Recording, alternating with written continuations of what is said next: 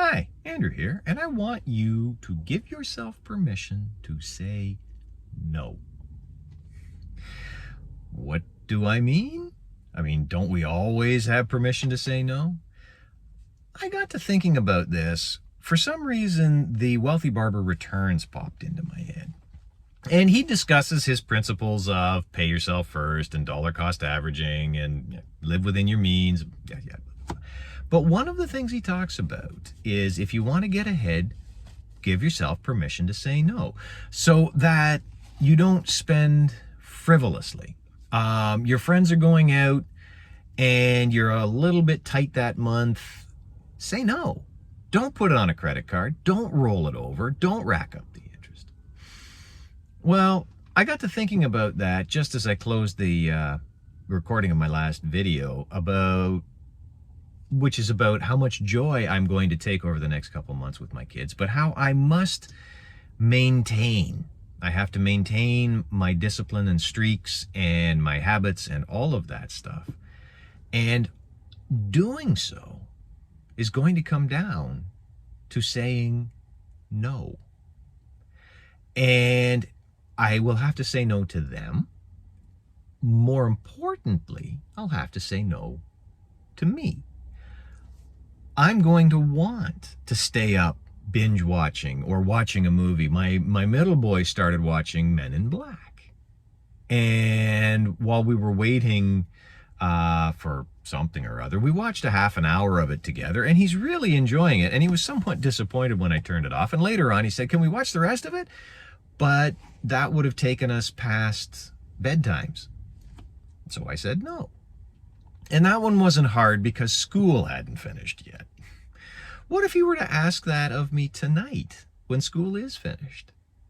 As with the little goof asking about watching a Sherlock, a BBC Sherlock, 90 minutes long.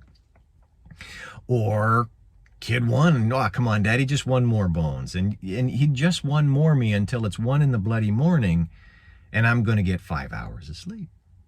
And I'm going to wake up all dragging ass, tired. And the first thing that happens when I'm overtired is the loss of energy makes it easy for the bad to creep in, for the depression to creep in. It's hard to get through those days. And so I need to give myself permission to say no. And then I also need to apply the discipline, the small discipline, have I talked about that? To say no. And so that's what I say to you. You could apply these principles that I'm talking about. It doesn't have to be to your mental health. It could be to building your side hustle. It could be to losing weight. Give yourself permission to say no to that 9 o'clock bowl of Moose Tracks ice cream on sale at Costco right now. The stuff is awesome. First time I had that stuff, I was living in Colorado. I couldn't believe how good that stuff was. I think wifey and I went through a bucket of it in 2 days. Give yourself permission to say no, and then take the small amount of discipline it takes to say no. Say no to the couch. Go and take the walk. Say no to going to bed. Wash those damn dirty dishes so you don't have to start the day rushed cleaning up last night's mess. Give yourself permission to say no and marry it, conjoin it to a good thing.